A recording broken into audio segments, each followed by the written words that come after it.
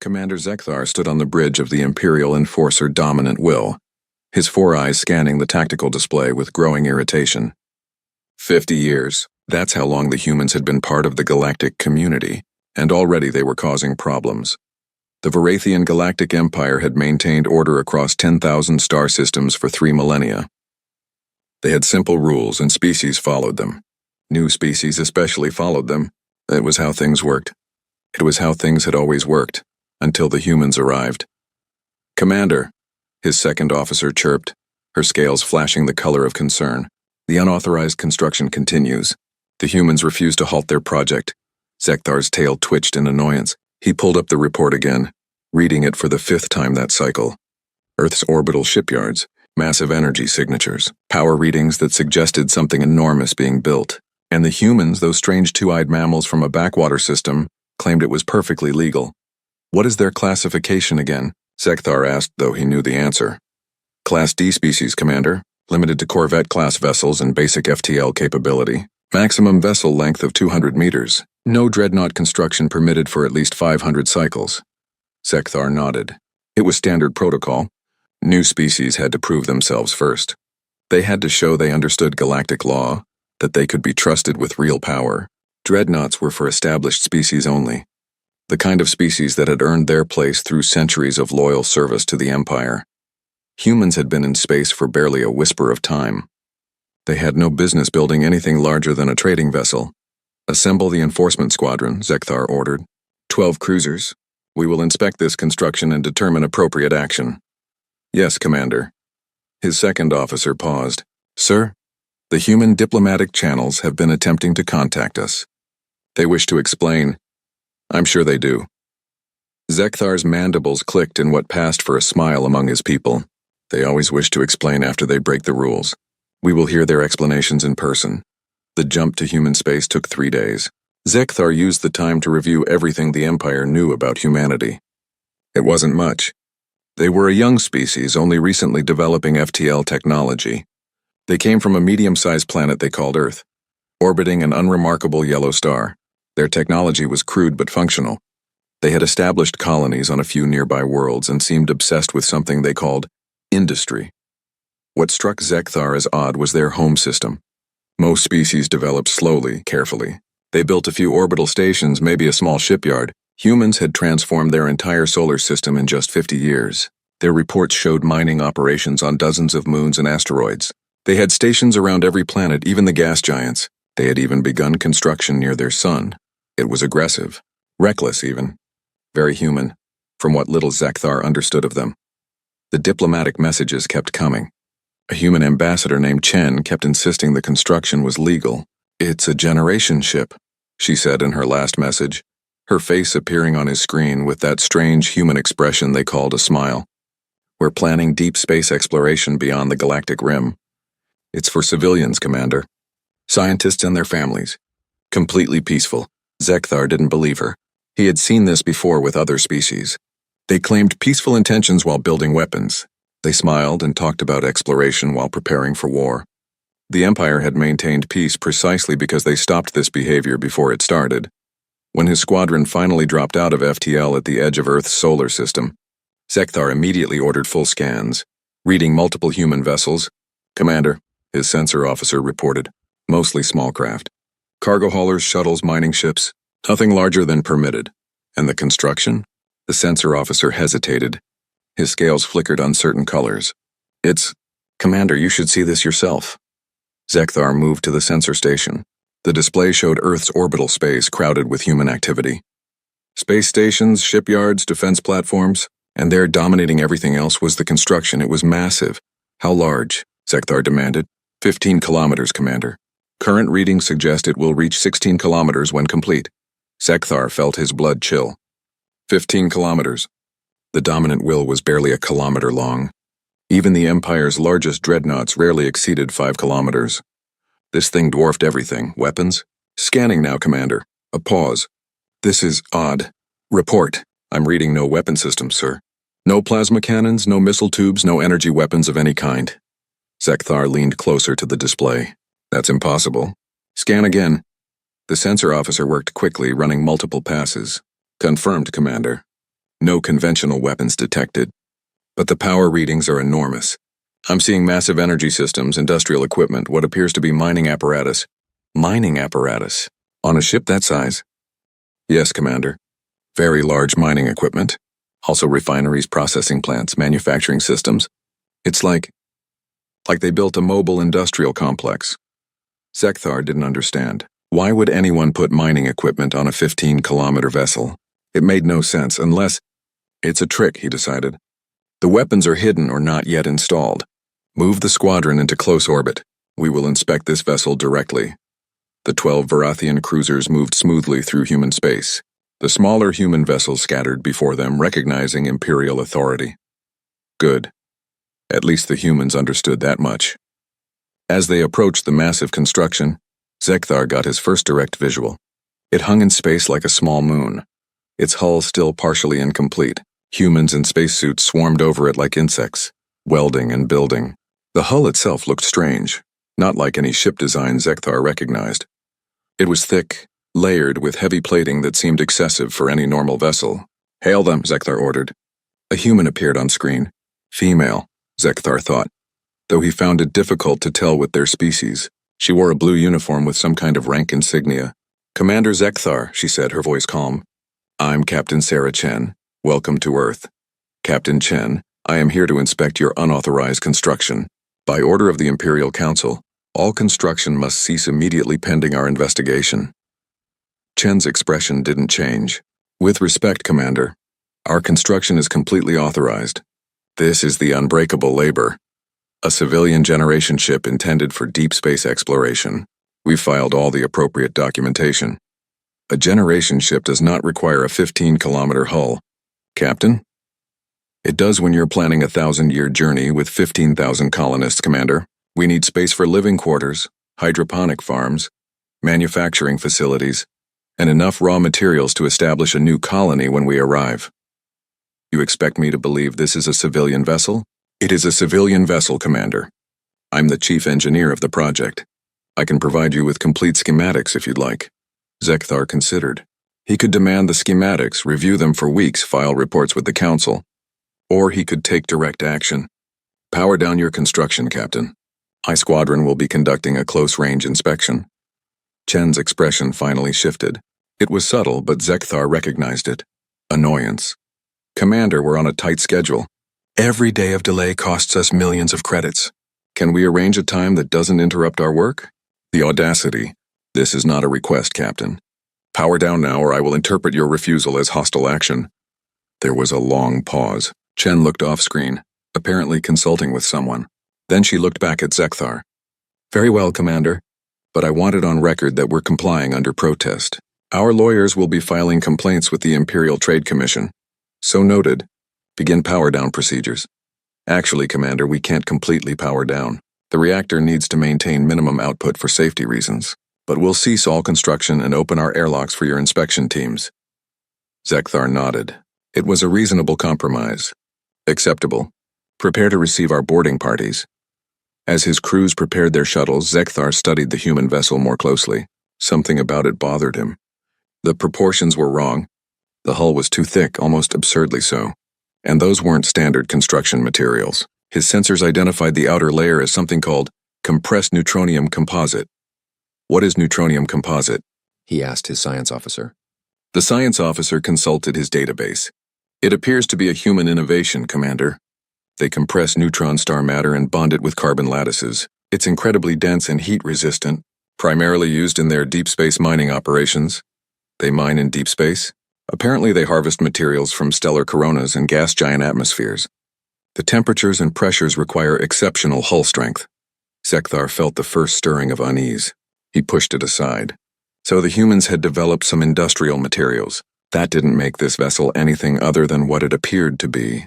His boarding shuttles launched, heading toward the massive human construction. Zekthar watched on the tactical display as they approached the open airlocks. And then everything changed. Commander! His sensor officer shouted. Energy spike. The human vessel is powering up. Zekthar spun to face the display. The Unbreakable Labor blazed with sudden light. Power flooded through its systems. Battle stations. All ships, defensive formation. Prepare to— Wait, Commander! The sensor officer held up a hand. They're not targeting us. They're just running their systems. It's a routine power cycle. Zekthar's hearts pounded. Explain. The vessel cycled to minimum power as requested. Now it's returning to standard operational levels. That's all. No weapons charging, no targeting locks, no hostile action. On the view screen, Captain Chen reappeared. She looked slightly embarrassed. Sorry about that, Commander. I forgot to mention our reactor runs hot. When it cycles back up, there's a brief surge. Completely normal. Nothing to worry about. Zekthar slowly sat back down. His hands were shaking slightly. That brief surge had put out more energy than his entire squadron combined. How powerful is your reactor, Captain? We're running a contained microstar system, Commander. It's the only way to generate enough power for our industrial operations. We need to operate refineries, manufacturing plants, and life support for 15,000 people simultaneously. A contained star. They had put a contained star inside their ship. Zekthar had heard of such technology, but only in theoretical papers. The energy requirements alone. Resume your inspection, Commander, Chen said. My people will cooperate fully. You'll see there's nothing to worry about. But as Zekthar watched his boarding parties enter the massive vessel, he realized he was already worried. Very worried. Because if this was what humans built for civilians, what would they build for war? The inspection lasted 6 hours. Zekthar's teams crawled through kilometers of corridors, examined hundreds of systems, and took thousands of readings. Their reports were consistent and troubling. No weapons. None at all. Just industrial equipment on a scale that defied belief. Mining lasers that could cut through asteroids. Gravity manipulators designed to move planetary masses. Refineries that could process raw ore at temperatures that would melt most starship hulls. Manufacturing systems that could produce anything from engine parts to prefabricated buildings. And that hull. That impossibly thick, absurdly over-engineered hull. Sir? His chief engineer reported. I tested the hull strength with our standard scanners. Commander, our plasma cannons wouldn't scratch this thing. It's designed to operate inside stellar atmospheres. The heat shielding alone is beyond anything we've ever seen. Zekthar felt his unease growing into something approaching fear. They really did build a mining ship, he said quietly. Yes, sir. A very, very large mining ship. Zekthar looked at the data one more time. Then he opened a priority channel to Imperial High Command. This is Commander Zekthar. Priority Alpha transmission. Encryption level maximum. The face of Admiral Voxlan appeared on screen. Report, Commander. Sir, the human construction is confirmed as a civilian vessel. But Admiral... Zekthar chose his words carefully. We may have a significant problem with this species. Explain. The vessel is not a warship, sir. It's a mining ship, but its capabilities exceed our military vessels in several critical areas. Its hull could survive our full weapons barrage. Its power generation is greater than our largest dreadnoughts. And Admiral, they're building 46 more of these. There was a long silence. Admiral Voxland's scales slowly turned the color of alarm. Commander, the Admiral said carefully, are you telling me that humanity's civilian mining fleet is more powerful than our military? Zekthar looked at the unbreakable labor on his display. 15 kilometers of industrial might, designed to tear apart planets and harvest stars. Sir, he said quietly, I'm telling you that the humans don't seem to understand the difference. Commander Zekthar had been in the Imperial military for 30 cycles. He had fought pirates in the Outer Rim. He had enforced peace treaties between warring species. He had stared down rebel fleets and never flinched. But standing on the bridge of the dominant will, looking at the human mining ship on his display, Zekthar felt something he hadn't experienced in years. Fear. Commander, his weapons officer said hesitantly, should we return to normal operations? The humans have been cooperative. The inspection is complete. Zekthar didn't answer immediately. He was reading the final reports from his engineering teams. Each one made the situation worse. The unbreakable labor had hull plating designed to survive inside a sun. Its power systems could run an entire planet. Its industrial equipment could dismantle a moon in weeks, and it was just a mining ship. A civilian mining ship. Commander, the weapons officer prompted. Fire a warning shot, Zekthar said suddenly. Every officer on the bridge turned to stare at him. Sir, his second officer asked, scales flashing confused colors. The humans have been fully cooperative. They've allowed our inspection. They've answered all our questions. A warning shot would be... I need to know, Zekthar interrupted. I need to know if our weapons can even damage that thing. His second officer's mouth opened, then closed. She understood. If humanity decided to become hostile, the Empire needed to know if they could be stopped. Target the vessel's lower hull section. Zekthar ordered. Minimal power. A single plasma bolt. Make it clear this is a weapons test, not an attack. The weapons officer hesitated, then nodded. Aye, Commander. Charging plasma cannon. Minimum power setting. Firing in 3, 2, 1. Firing. A bolt of superheated plasma streaked across space. It was barely a warning shot. Just enough energy to scorch normal ship plating. The kind of shot that would make a captain nervous but cause no real damage. It struck the unbreakable Labor's hull and dissipated like morning dew. Damage assessment? Zekthar asked quietly. The sensor officer worked his controls. Scanning. Commander, I'm reading no damage. No damage at all. The hull plating didn't even heat up. It's like we shot it with a spotlight. Increase power. 50% setting. Commander, that could be interpreted as hostile. Do it. Another plasma bolt lanced out, this one bright enough to light up the view screen. It hit the same spot on the hull and exploded in a shower of dissipating energy. Still no damage, Commander. The hull absorbed the impact completely. Before Zekthar could order another shot, his communication console chimed. Captain Chen's face appeared on screen. She didn't look angry. She looked confused. Commander Zekthar, are you testing your weapons on our ship? A necessary security measure, Captain. We needed to verify— Oh, we noticed the plasma bolts. Our external sensors flagged them. She glanced at something off-screen. You fired 2 shots at— Let me see. Approximately 3% of your maximum output. 50%, Captain. Chen blinked. Oh, well that's— Our sensors classified it as a navigation error. They thought you accidentally discharged your maneuvering thrusters in our direction. Zekthar felt his stomach drop. Your sensors thought our plasma cannons were maneuvering thrusters? Well, yes. The energy level was so low that our automated systems didn't classify it as a threat. They logged it as minor background radiation. She leaned forward, and now she did look slightly concerned. Commander, is everything all right? If you're having technical problems with your weapons systems, we can send over some engineers. We have experience with plasma technology. Our weapons are functioning perfectly, Captain. Then why— Chen stopped. Understanding dawned on her face. Oh, you were testing whether you could damage our hull. I should have realized. I'm sorry, Commander, I should have explained our hull specifications more clearly. Explain them now, Zekthar said, his voice tight. Chen nodded. The unbreakable Labor is designed for extreme environment operations. We use ships like this to harvest materials from stellar coronas, gas giant atmospheres, and high-pressure environments. The hull is compressed neutronium composite layered over carbon lattice reinforcement, backed by thermal superconductor mesh.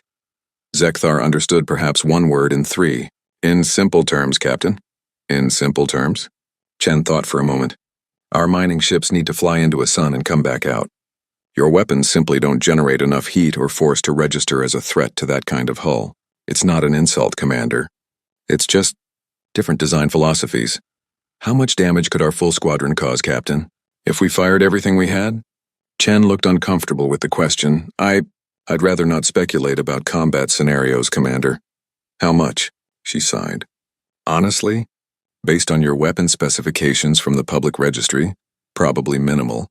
You might scratch the outer plating after sustained bombardment, but you wouldn't breach the hull. Again, it's not about weapon quality. You're just using weapons designed for ship-to-ship combat. Our ships are designed to survive environments that would vaporize most vessels. Zekthar closed his eyes. 12 Imperial cruisers, the finest warships the Varathian military could produce, and they couldn't damage a civilian mining ship. There's something else you should know, Chen continued. The hull durability is actually a safety requirement. We work in environments where a single breach would kill everyone aboard. So we over-engineer everything. It's standard practice for human industrial operations. Over-engineer, Zekthar repeated. Yes, we build things much stronger than they need to be just to be safe. It's a human thing. We lose more people to industrial accidents than most species lose in wars, so we compensate by making our equipment nearly indestructible. How many ships like this do you have? Currently operational? 47. We have 200 more in various stages of construction. Chen smiled that strange human smile. Humanity is expanding rapidly, Commander. We need a lot of mining and construction capacity to support our growth. 247, Zekthar whispered. Well, the new ones will be even better. We've improved the reactor design and upgraded the refinery systems. The next generation should be able to process materials 20% faster. She said this with obvious pride, as if it was a good thing. Zekthar's mind raced. 247 ships. Each one could shrug off his squadron's weapons like insects. Each one carried enough industrial power to dismantle planets. And the humans thought this was normal. They thought this was just mining equipment. Captain Chen, he said carefully, I need to ask you a very important question. Do humans have military vessels? Purpose-built warships? Chen looked surprised. Warships? No, not really. We have system defense platforms and patrol cutters for pirates, but nothing capital ship-sized. We've never needed them. Why would we? Most species in the galaxy seem pretty peaceful, and we've been focused on industrial expansion rather than military buildup. You have no dreadnoughts? No battle fleets? No, Commander. Is that a problem? Zekthar almost laughed. A problem. The humans had built a civilian fleet that could crush the Empire's military, and they didn't even realize it. No, Captain, he said finally. No problem. Thank you for your cooperation. My squadron will be departing shortly.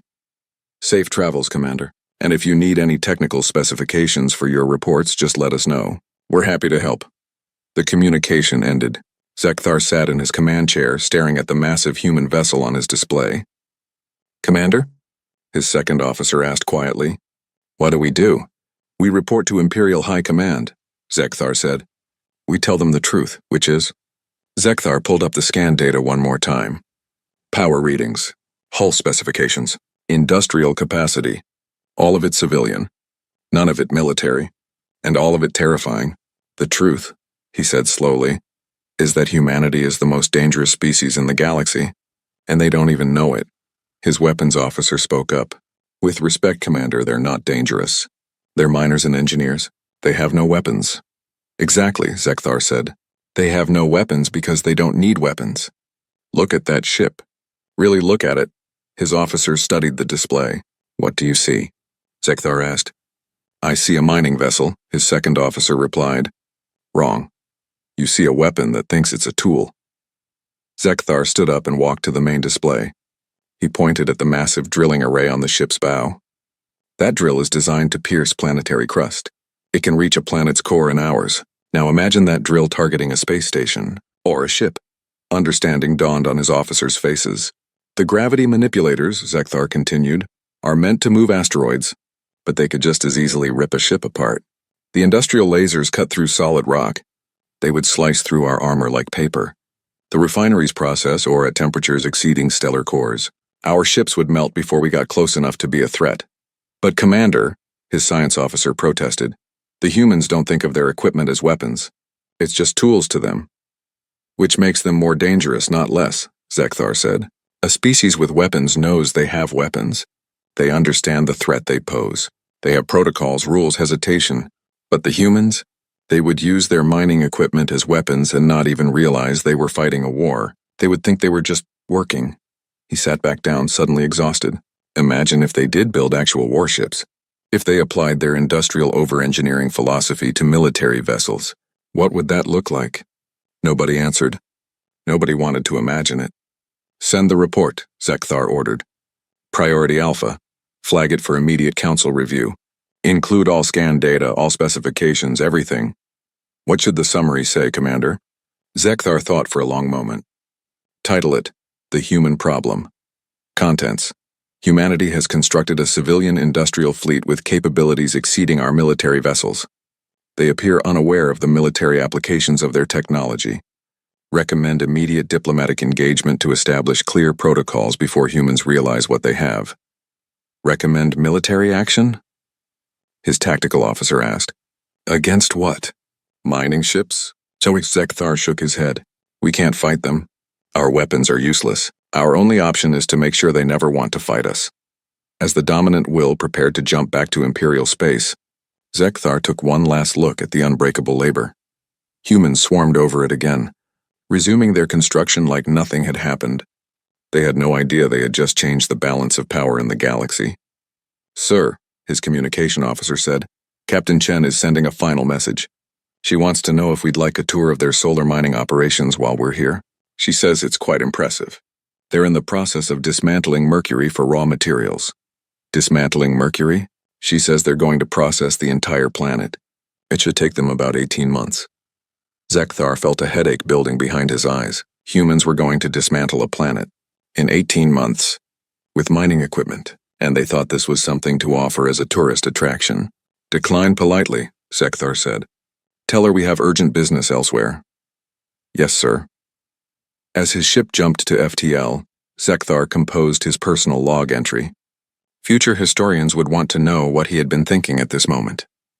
Personal log, Commander Zekthar, he began. Today I discovered that the greatest military threat in galactic history doesn't know it's a military threat. Humanity builds industrial equipment that could conquer the Empire, and they use it to mine asteroids. They have the power to destroy us, and they're using it to build homes and farms. I don't know what terrifies me more. The thought of humans realizing what they have, or the thought of them never realizing it, and accidentally crushing us while trying to mine the next asteroid. The Empress will need to make a decision. Do we restrict them before they become dangerous? Or do we befriend them before they accidentally become our executioners? I suspect the answer will define the future of the Empire, perhaps the future of the galaxy. End log. He closed the file and stared out at the stars. Somewhere out there, 200 more human mining ships were being built.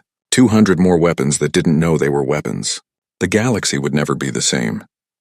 The Imperial Council chamber was designed to inspire awe. Its ceiling rose 300 meters overhead, carved from a single piece of crystalline stone. Holographic displays floated in the air, showing the 10,000 systems under Imperial control.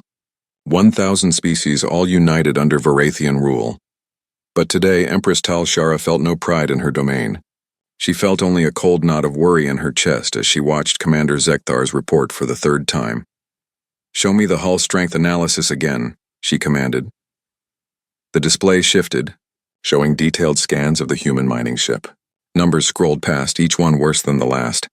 Hull density 40 times standard Dreadnought armor. Heat resistance, capable of withstanding stellar corona temperatures.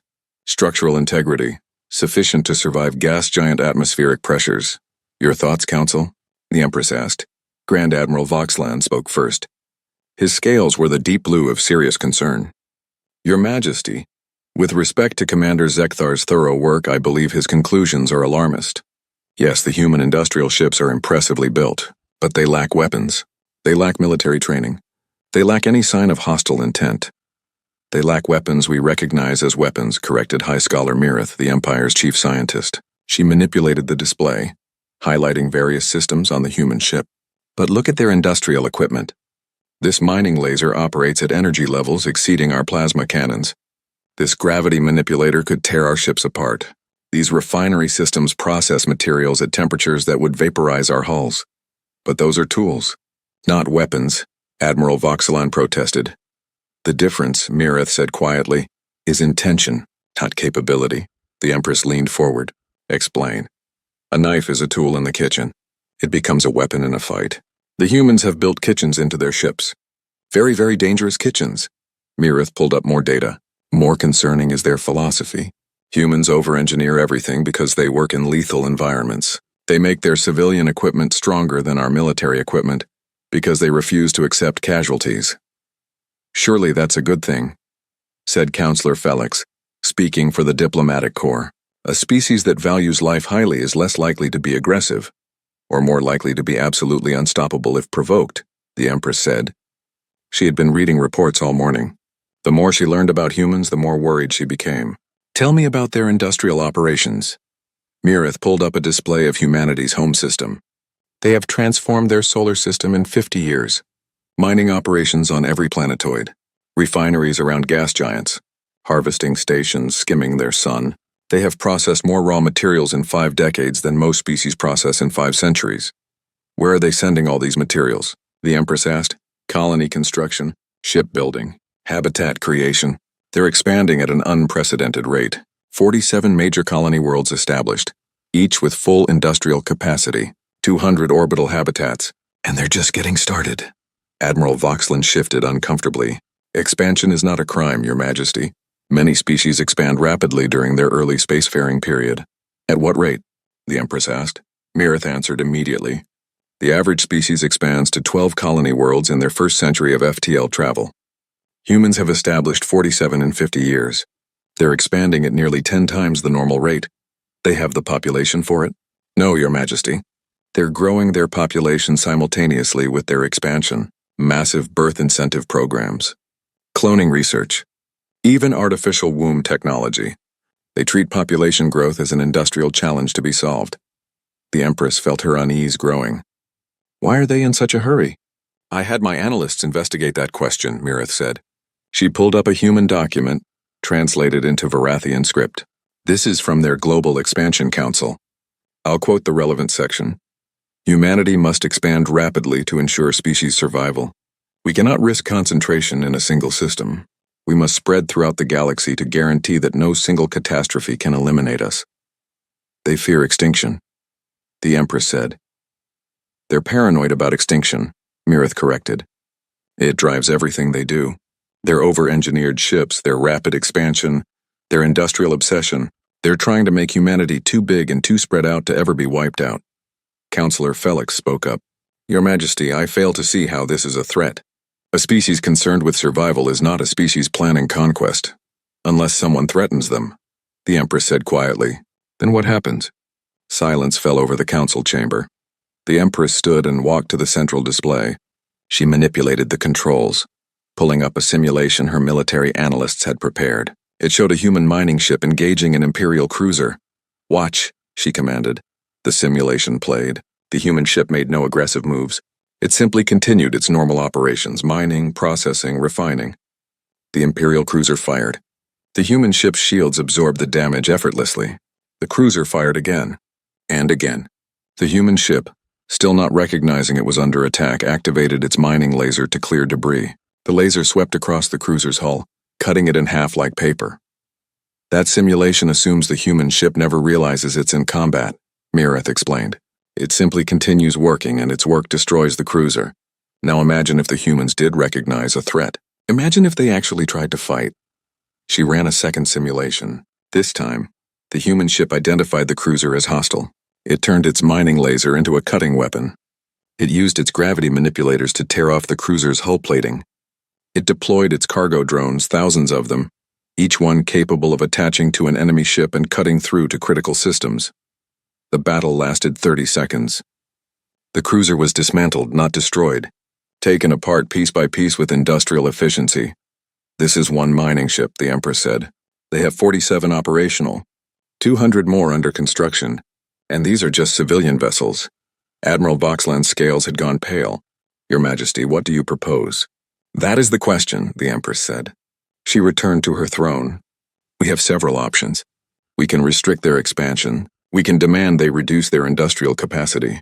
We can occupy their space and enforce direct Imperial control. That would require sending the Grand Fleet, Admiral Voxland said. And after seeing these simulations, I'm not confident the Grand Fleet could successfully occupy human space. Not without massive losses. Then we have a problem, the Empress said. We have a species that could potentially threaten the Empire. But they don't know they're a threat. They think they're miners and builders.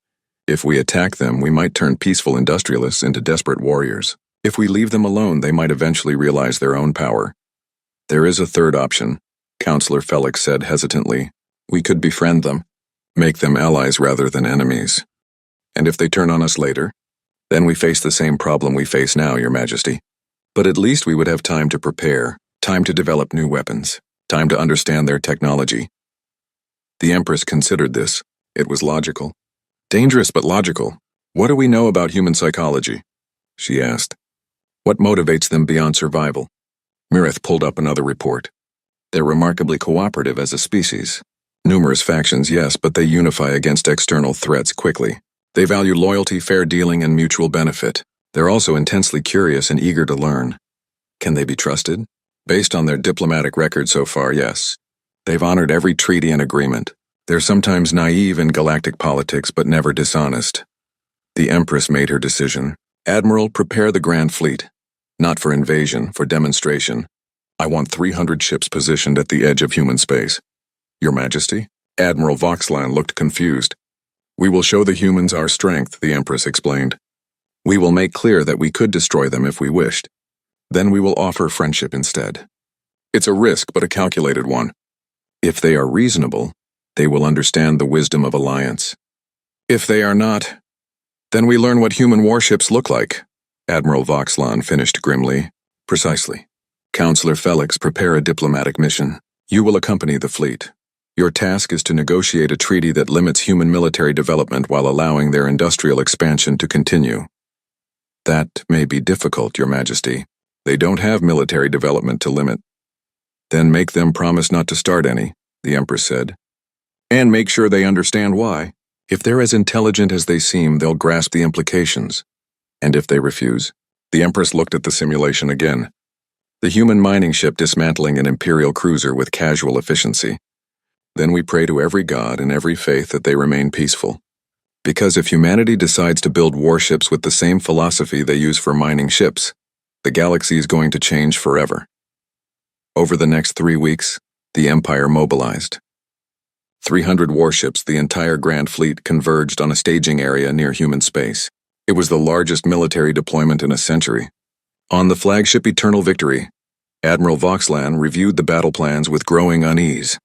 Not because he thought the humans would fight back, but because he wasn't sure victory was possible even if they did fight back. Status report, he commanded. All ships in position, Admiral, his tactical officer reported. We're at the edge of human detection range. Ready to proceed on your command. Counselor Felix, is your diplomatic team prepared? The counselor, looking distinctly uncomfortable aboard a warship, nodded. We have prepared multiple scenarios. The ideal outcome is that humans agree to military restrictions without confrontation. And if they don't agree, then we pray your fleet is sufficient to force compliance. Admiral Voxlan looked at his tactical display. 300 warships, the pride of the Empire, and he wasn't confident they could win against 47 mining ships. Something troubles you, Admiral? Counselor Felix asked. I'm a military officer, Voxlan said. I've spent my life studying warfare.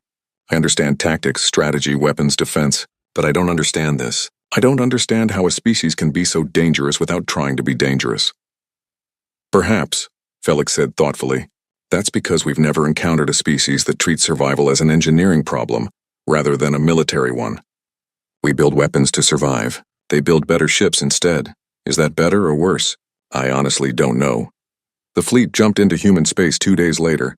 300 warships appearing simultaneously at the edge of a human mining operation in the Tau Ceti system. The human response was immediate, but it wasn't military. The first communication came from a mining coordinator named Rodriguez. Hello? This is Tau Ceti Mining Station 7. We're detecting a lot of ships. Is there a fleet exercise happening? Do you need us to clear the area? Admiral Voxlan stared at the display. The humans thought this was an exercise. They saw 300 warships and assumed it was a training operation. This is Admiral Voxlan of the Imperial Grand Fleet, he said slowly. We are here on behalf of the Vorathian Empire. We require immediate communication with your government. There was a pause. Oh, you're here for the treaty talks. Captain Chen mentioned something about that. Give us a few minutes to patch you through to Earth. Oh, and welcome to Tau Ceti. If you need any supplies or maintenance, we can help. We've got great facilities here. The communication ended. The Admiral looked at Counselor Felix. They offered us maintenance, Voxlan said in disbelief. They're civilians, Felix replied. They see 300 ships and think about logistical support, not military threat. Are they insane or brave? Possibly both. The communication reconnected. This time Captain Sarah Chen appeared on screen, the same human from Commander Zekthar's report. Admiral Voxlan, she said cheerfully. This is quite an impressive fleet. Is this a formal state visit? We weren't expecting such a large delegation, but we can certainly accommodate. Give us a few hours to arrange proper facilities. Captain Chen, the Admiral said carefully, this is not a social visit. This is a show of military force. Chen's smile faded slightly. A show of force? I don't understand. Has something happened? Are we under threat? You are potentially becoming the threat, Captain. Now Chen looked genuinely confused.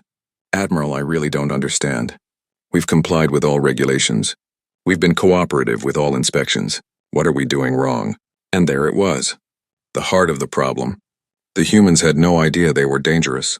Captain, Admiral Voxlan said, we need to talk about your mining ships.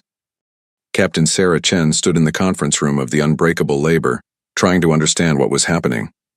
Through the viewport, she could see 300 Imperial warships arranged in perfect formation. It was intimidating.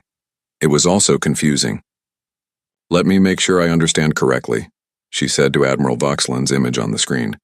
"You're concerned about our mining ships because they're too durable?" "It's not just the durability, Captain," the Admiral replied. His scales were showing colors she had learned meant stress. "It's the entire capability package. Your ships are more survivable than our dreadnoughts. Your power generation exceeds our capital ships. Your industrial equipment could be weaponized to devastating effect." Chen looked around at her engineering team. They all seemed equally confused. "But Admiral," she said carefully, "they're mining ships. They're supposed to be durable. We work in stellar coronas and gas giant atmospheres. If our ships weren't tough, our crews would die. It's just basic industrial safety." "Basic industrial safety," Admiral Voxland repeated. He sounded like he was in pain. "Captain, your basic industrial safety exceeds our military specifications by a factor of 10. "Well, yes. We need margins for error. Human space operations have a lot of accidents. We overbuild everything to keep our people alive." She gestured around the room. "It's standard engineering practice. You don't build something to exactly the specifications you need.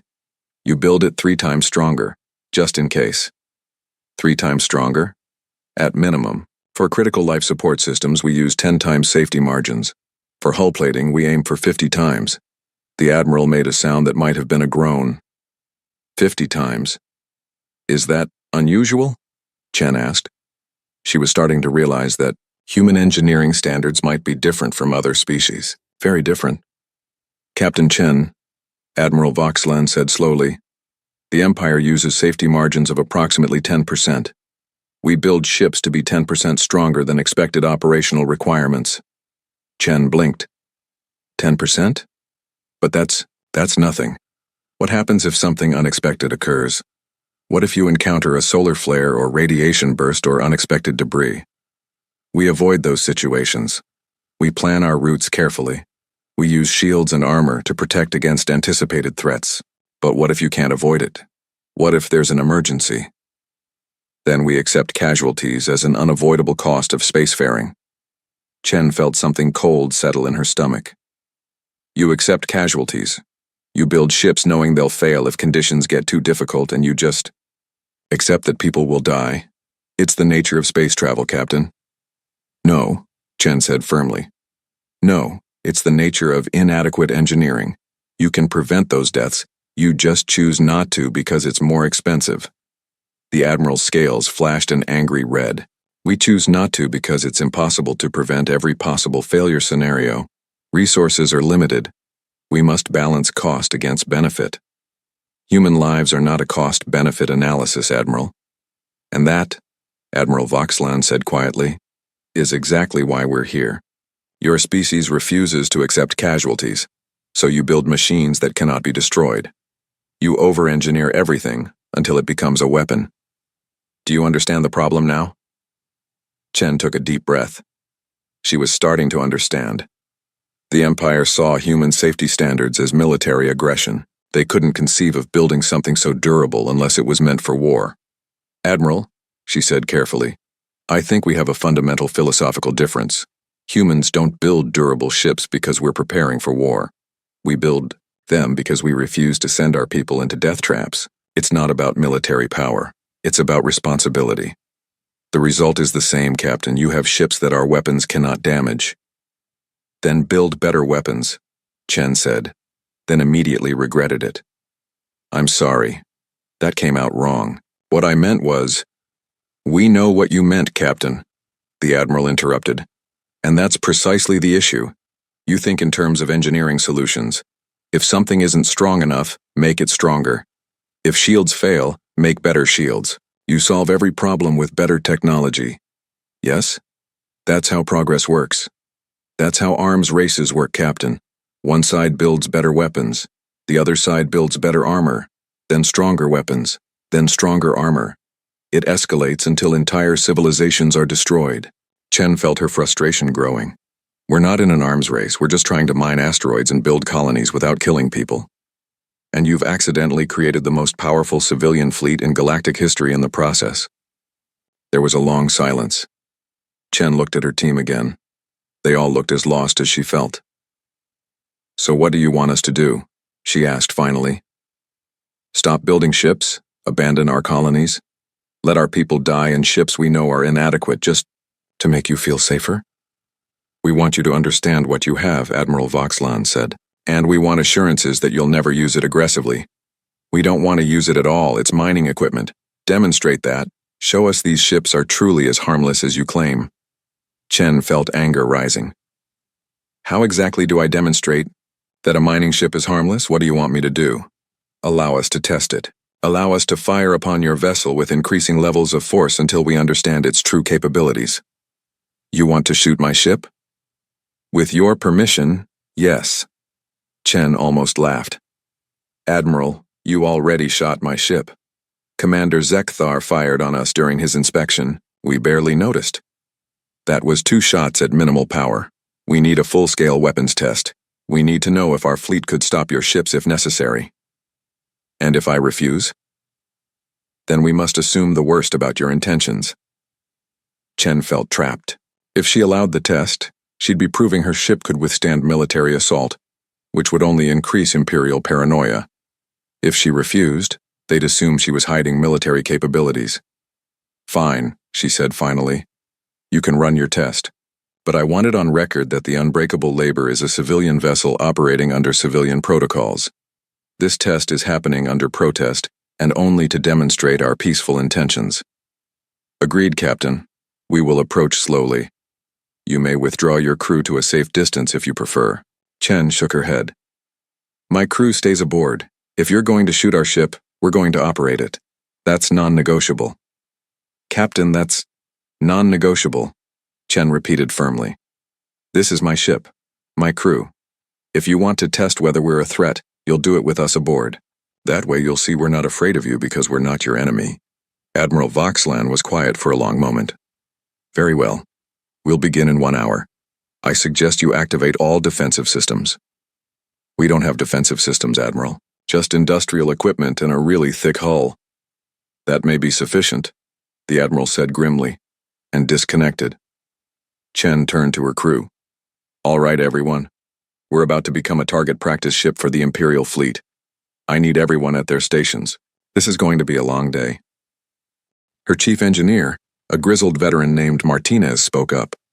Captain, should we power up the mining equipment? Just in case. No, we run normal operations only. I want them to see we're exactly what we claim to be. No weapons, no combat systems, just a civilian mining ship. They're going to shoot us, Captain.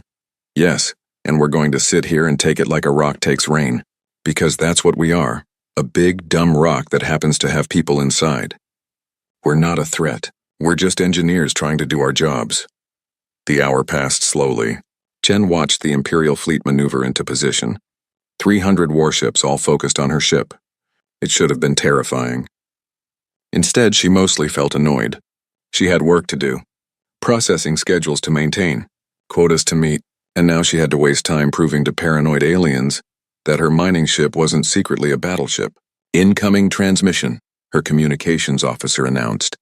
Admiral Voxlan's face appeared again. Captain Chen, we're ready to begin. We'll start with minimum power and gradually increase until we observe measurable damage. You may still withdraw your crew. Crew stays, Admiral. Fire when ready. The first barrage came seconds later. 6 Imperial cruisers opened fire simultaneously, their plasma cannons lighting up space with brilliant energy. The bolt struck the Unbreakable Labor's hull and dissipated harmlessly. Damage report, Chen called out. No damage, Captain, Martinez reported. Hull temperature increased by 0.003 degrees. Within normal operational variance, Chen keyed the communication. Admiral, I'm reading no damage. Your attack registered as background radiation on our sensors. Increasing power to 25%. The second barrage was brighter, more intense. Chen felt the ship shudder slightly as the energy transfer created minor vibrations through the hull. Still no damage, Captain, Martinez said. Hull temperature up by 0.02 degrees. That's still less than the temperature variation from being in sunlight. This continued for an hour. The Imperial fleet fired with increasing power and desperation. 50% power, 75%, full power. Nothing worked. The unbreakable labor sat in space, absorbing punishment that would have vaporized any normal ship, and its crew calmly monitored their systems. "Admiral," Chen said after the 10th barrage, "I really think you've made your point. Our hull can take a beating. Can we stop now? We're behind schedule on our refining operations." "One more test, Captain," Admiral Voxland said. He sounded exhausted. "All ships concentrate fire on a single point. Maximum power. Sustained bombardment. Let's see if we can at least scratch them." The entire fleet opened fire. 300 warships pouring every ounce of their power into one spot on the unbreakable labor's hull. Energy enough to sterilize a planet concentrated on a 10-meter section of plating. The ship shook. Alarms began beeping as external sensors reported extreme localized heating. "Now we're talking," Martinez said, actually sounding interested. "Hull temperature at that focal point has reached 800 degrees. That's enough to cook dinner. Any damage?" Chen asked. "Define damage. The outer paint layer is discoloring. That's about it." Chen almost laughed. The entire Imperial fleet firing everything they had, and they were damaging the paint job. "Captain," her communications officer said urgently. "The Admiral is hailing. He sounds distressed." Chen accepted the communication. Admiral Voxland looked like he had aged a decade. "Captain Chen, we've been firing at maximum power for 6 minutes. Our weapons are beginning to overheat. We must cease fire." "Understood, Admiral. I appreciate the thoroughness of your test." "Captain, how is this possible? How can your ship withstand this much punishment?" Chen sighed. "Admiral, I've tried to explain. We built this ship to operate inside stellar coronas. The surface temperature of a sun is 5,000 degrees. Your weapons generated maybe 800 degrees at the focal point. You're not even close to our operational tolerances. But surely sustained fire would. Admiral, we routinely spend weeks at a time harvesting material from stellar atmospheres. Your 6-minute barrage is nothing compared to hours of solar immersion. You could fire at us for days and never exceed our heat dissipation capacity." The Admiral's scales had gone a dull, defeated gray. "Then it's true. Our weapons are useless against you. Against our civilian ships, yes. I'm sure you could do significant damage to our unarmored shuttles or habitats. But industrial vessels like this one? They're built to survive things much worse than weapon fire. Captain, I need you to answer a question honestly. If humans decided to become hostile, if you turned this ship against Imperial targets, what could stop you?" Chen thought about that. Really thought about it. "Honestly, Admiral? I don't know.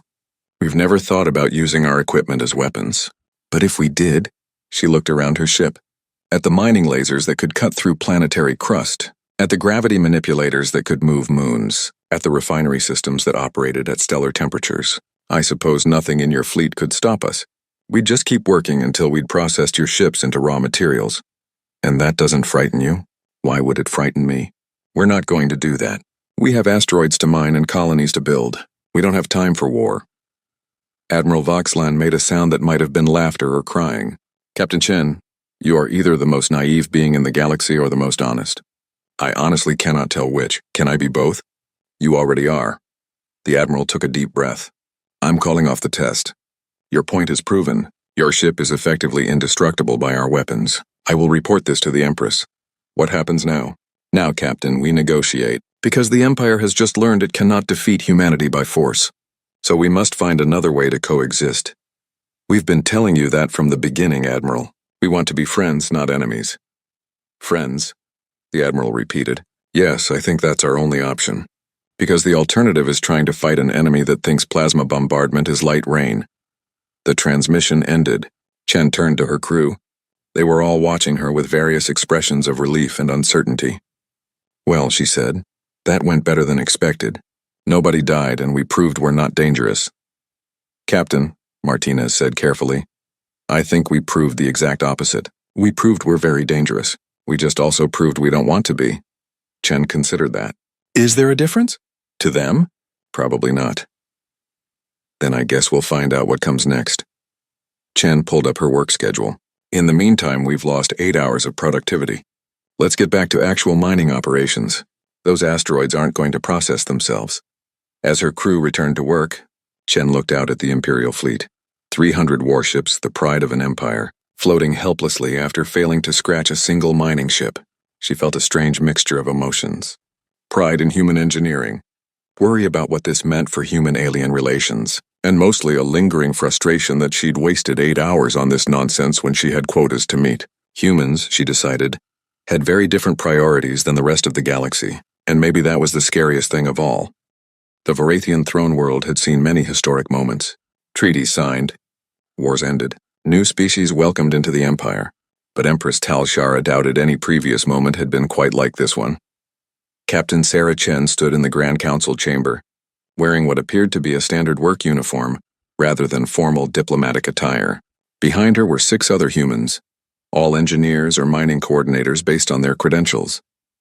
They had arrived not in a diplomatic shuttle but in a mining ship, because, as Chen had explained with apparent sincerity, that's all they had. The unbreakable labor now orbited the throne world, its massive bulk making the orbital defense platforms look like children's toys. Half the Imperial military was having nervous breakdowns about it. The other half was trying to figure out how to build something similar. Captain Chen, the Empress began, "Thank you for coming to discuss terms of our future relationship." "Of course, Your Majesty," Chen replied. She had been briefed on proper protocol but still managed to make the formal address sound casual. "Though I have to say I'm still not entirely sure what we're discussing. Your Admiral kept talking about military restrictions, but we don't have a military to restrict." There it was, the fundamental disconnect that had brought them to this moment. "Let me be direct, Captain," the Empress said. "Your species has built a civilian fleet with capabilities exceeding our military forces. Whether you intended this or not is irrelevant. The reality is that humanity poses an existential threat to the Empire." Chen frowned. "With respect, Your Majesty, we pose no threat at all. We're miners and engineers. We build colonies and process asteroids. We've never shown any hostile intent toward anyone. Your intent is not in question, Captain. Your capability is." The Empress gestured to the holographic display in the center of the chamber. It showed the recent weapons test, 300 Imperial warships failing to damage a single human vessel. "We fired everything we had at your ship. We could not scratch it. Do you understand what that means?" "It means we have good hull plating?" Chen offered. Admiral Voxelan, standing to the side, made a strangled sound that might have been laughter or despair. "It means," the Empress said patiently, "that if humanity decided to become hostile, the Empire could not stop you. Your mining ships could devastate our fleets. Your industrial equipment could tear apart our stations. Your civilian infrastructure is more powerful than our military. Surely you see the problem?" Chen looked genuinely confused. "But we're not going to become hostile. Why would we? We have everything we need. We're expanding peacefully. We've traded with dozens of species without incident. We have no reason to fight anyone." "You have no reason today," Councillor Felix interjected gently. "But what about tomorrow? What if there's a dispute over territory? A trade disagreement? A cultural misunderstanding? Most species have weapons as a deterrent precisely because intentions can change." "Then we'd negotiate," Chen said simply. "We'd talk through the problem and find a solution that works for everyone. And if negotiation failed, then we'd try harder to negotiate. War is expensive and wasteful. It destroys resources and kills people. From a purely efficiency standpoint, it makes no sense." The Empress studied the human captain. She seemed completely sincere. Not naive exactly, more like someone who had never seriously considered violence as a solution, because better solutions were always available. "Captain Chen," the Empress said slowly, "I want to ask you a hypothetical question. If humans did build a military warship, what would it look like?" Chen blinked. "A military warship? I've never really thought about it." "We don't need warships. Humor me. If you had to design one, based on human engineering principles, what would you build?" Chen considered this for a long moment. The Empress could see her engineering mind working through the problem. "Well," Chen said finally, "I suppose we'd start with a mining ship hull. It's already durable and reliable. Then we'd add weapon systems. Probably scaled-up versions of our industrial lasers for precision work. Mass drivers using our cargo launcher technology for long-range bombardment. Maybe retrofit the gravity manipulators for defensive shielding or offensive capability." "What about armor?" Admiral Voxelan asked, despite himself. "The existing hull would be fine. It already withstands stellar temperatures. We might add reactive plating for redundancy. But honestly, the standard compressed neutronium composite should be sufficient." "Power generation?" This from the Empress. "Our civilian reactors would work, but we'd probably upgrade to a dual-core system for redundancy. Can't have weapons going offline during combat. Maybe add some auxiliary fusion plants for emergency backup. Size? 20 kilometers, maybe?" You'd want space for crew quarters, ammunition storage, manufacturing facilities so you can repair damage in the field, hydroponic farms for long deployments. 30 kilometers would be safer. More room for redundant systems. The council chamber had gone very quiet. The humans were casually describing a nightmare. Captain Chen, the Empress said carefully, do you realize you've just outlined a warship that would be completely unstoppable by any force in the known galaxy? Chen looked surprised. Really? It's just basic engineering. Nothing fancy. I was actually going conservative with the design. You could probably go bigger if you wanted to. Bigger, the Empress repeated faintly. Sure. The manufacturing challenges are the same whether you build a 20-kilometer ship or a 50-kilometer ship. Might as well go bigger and have more operational flexibility. Admiral Voxelan sat down heavily in a chair, despite protocol. His scales had gone the color of shock. 50 kilometers. She's suggesting a 50-kilometer warship as a conservative design. Is that big? Chen asked. How big are your dreadnoughts? 5 kilometers, the Admiral said hollowly. Our largest dreadnoughts are 5 kilometers. Oh, Chen looked embarrassed. Sorry, I didn't realize. I guess I was thinking in terms of industrial scale. We build big because we need the space for equipment and supplies. Different design philosophy, I suppose. Different, the Empress agreed. Captain Chen, I need you to understand something. What you just described is not just a warship. It's a ship that could single-handedly destroy the Imperial fleet. Probably multiple times over. Well, yes, I suppose if you... Chen stopped. Understanding finally dawned on her face. Oh, you're not worried about what we have. You're worried about what we could build if we wanted to. Precisely. Chen looked at her team. They were all having similar realizations, their expressions shifting from confusion to comprehension. Your Majesty, Chen said slowly, you have to understand, humans don't think in terms of military power. We think in terms of safety margins and engineering challenges. When you asked me to design a warship, my brain went to, how do we keep the crew alive and the systems running? Not, how do we kill enemies efficiently? And yet the result is the same. Yes, I see that now. Chen took a deep breath. So what do you want from us? A promise not to build warships? Would you keep that promise? Yes, absolutely. We have no desire to build weapons. None at all. We'd be happy to formalize that in a treaty. And if another species threatened you? If someone attacked your colonies or ships? Chen thought about that. We'd defend ourselves with what we have. Mining ships, cargo haulers, whatever was available. But we wouldn't build dedicated warships unless we absolutely had to, and even then we'd probably try to negotiate first. You'd defend your civilians with civilian equipment. It's worked so far. Your fleet couldn't damage the unbreakable labor. I'm betting most hostile species would have similar problems. Our mining ships are tougher than most warships just as a side effect of their job requirements. The Empress leaned back in her throne. This was the strangest negotiation she had ever conducted. The humans were offering exactly what she wanted, a promise not to militarize, but she wasn't sure it mattered. They were already more dangerous than any military power in the galaxy. Let me propose terms, the Empress said. Full Imperial membership for humanity, no restrictions on expansion or industrial development, complete autonomy over your territory. In exchange, humans agree not to develop purpose-built military warships or offensive weapon systems. Your civilian fleet may continue as is, but no dedicated war vessels. That sounds reasonable, Chen said. Though I should mention, we'd want to reserve the right to self-defense if attacked. We wouldn't shoot first, but we'd defend ourselves if necessary. Using your mining equipment? If that's all we have, yes. Which would be devastating to any attacker. Probably. But they started it, not us. The Empress almost smiled. There was something refreshing about human directness. Agreed. Self-defense is acceptable. The restriction is on offensive military development only. We can work with that. What about technology sharing? Your Admiral mentioned wanting to learn from our industrial systems. We would be interested in technology exchange, yes, particularly your hull manufacturing and reactor technology. Chen shook her head. The reactor technology is dangerous in the wrong hands. We nearly blew up Mars twice during early testing. It requires extreme safety protocols and a lot of redundant systems. But hull manufacturing? We can share that.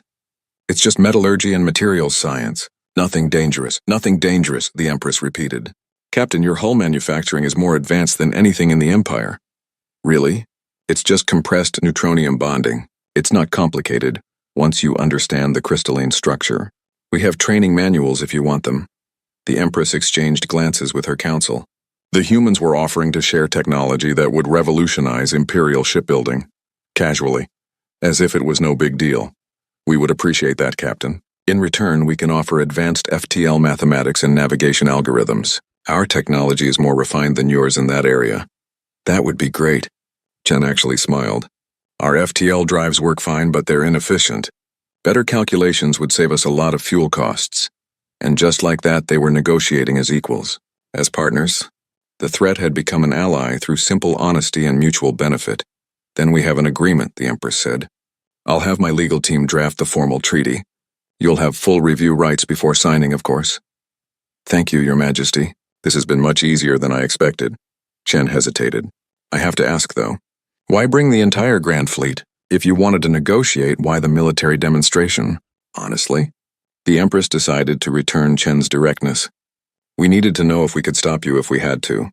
The test wasn't just to prove your capabilities. It was to prove our limitations.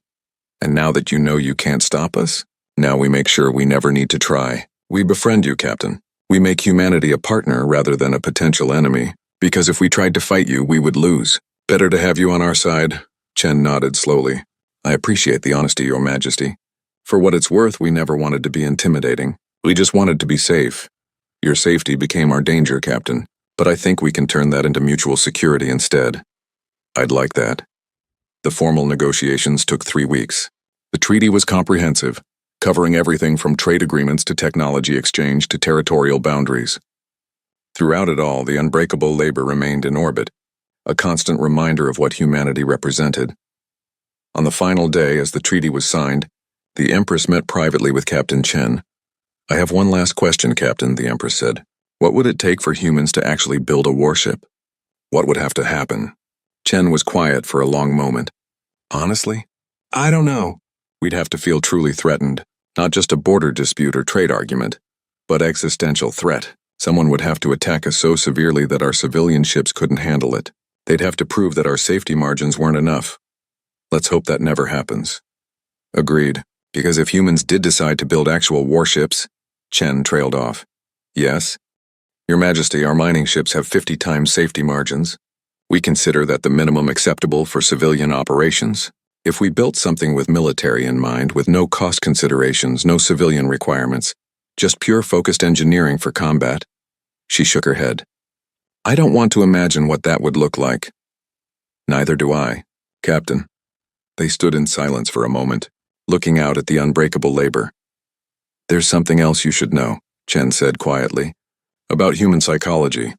We're very loyal to our friends. If someone attacks the Empire now, they're attacking our allies. We might not have warships, but we have a lot of mining equipment, and we'd use it to help. The Empress felt a strange mix of relief and continued unease. You'd defend the Empire? Of course. That's what allies do. We might be naive about galactic politics, but we understand friendship. You trusted us when you had every reason to be afraid. We won't forget that. Thank you, Captain. Don't thank me yet.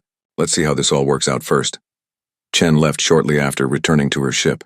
The Empress watched the unbreakable labor depart, heading back to human space and its mining operations. Counselor Felix joined her at the window. Do you think we made the right choice, Your Majesty? I think we made the only choice, the Empress replied. We couldn't fight them. We could barely communicate with them. Friendship was the only logical option. They're dangerous. Yes. But now they're dangerous on our side. I'll take that over the alternative. What if they change? What if future generations of humans aren't as peaceful? The Empress considered that. Then we hope the treaty holds. And we hope they remember we chose friendship when we could have chosen fear. And if that's not enough, then the galaxy will learn what humans build when they're actually trying to make weapons. And we will all pray to whatever gods we believe in. The months that followed were strange but productive. Human mining technology revolutionized Imperial industry. Imperial navigation systems improved human FTL efficiency by 40%. Trade flourished. Cultural exchanges began. Humanity integrated into galactic civilization faster than any species in history, and through it all, the human mining ships continued their work, processing asteroids, harvesting gas giants, dismantling dead moons for raw materials. Never aggressive, never hostile, just eternally efficiently working. Commander Zekthar, who had been promoted to human liaison officer, watched a mining operation one day from the observation deck of a joint human-Vorathian research station. "Do they ever stop working?" asked his assistant, a young officer who hadn't lived through the initial panic. "Rarely," Zekthar replied. "Humans think rest is inefficient. They're strange. They're human. It's different." The assistant watched as a human mining ship casually tore apart an asteroid 3 times its size. "Sir, I've read the old reports. The ones from when we thought they were building warships. Were we really that afraid of them?" Zekthar looked at the young officer. "You didn't see what I saw. You didn't watch our entire fleet fail to scratch their paint. You didn't realize that those mining lasers could cut through our hulls like paper. You didn't do the math on what they could build if they wanted to. But they didn't want to." "Exactly. They didn't want to. That's the only thing that saved us." Zekthar turned away from the window. The Empire has faced many threats in its history. Military powers, aggressive species, territorial disputes. We defeated them all because we understood them. They were predators and we knew how to fight predators. And humans? Humans aren't predators. They're builders. They solve every problem by making better tools. Our weapons are tools for killing. Their tools are for surviving. And survival tools, it turns out, are far more dangerous than weapons. "I don't understand, sir." "You will eventually. But let me give you one piece of advice, young officer. If you ever see humanity start building something they call a defensive platform or system defense ship, run. Don't ask questions. Don't file reports. Just run. Why? Because that would mean humanity finally realized what they are. And on that day, the galaxy will learn what terror really means." Far away on a human colony world, a young girl looked up at the stars. "Mama, why are the aliens scared of our mining ships?" Her mother, an engineer working on the colony's new processing facility, smiled and ruffled her daughter's hair. "Because, sweetie, they finally understand what we build those ships to survive." "What do we survive?" "Everything, baby. Humans survive everything. That's what makes us human." In orbit above them, a mining ship began its daily work. Cutting, processing, building, never stopping, never slowing. Just humans doing what humans do best. Engineering a future where safety wasn't a luxury, but a guarantee. And if that future was terrifying to everyone else, well, at least it was a safe kind of terrifying. The galaxy would learn to live with it, because really, what choice did they have?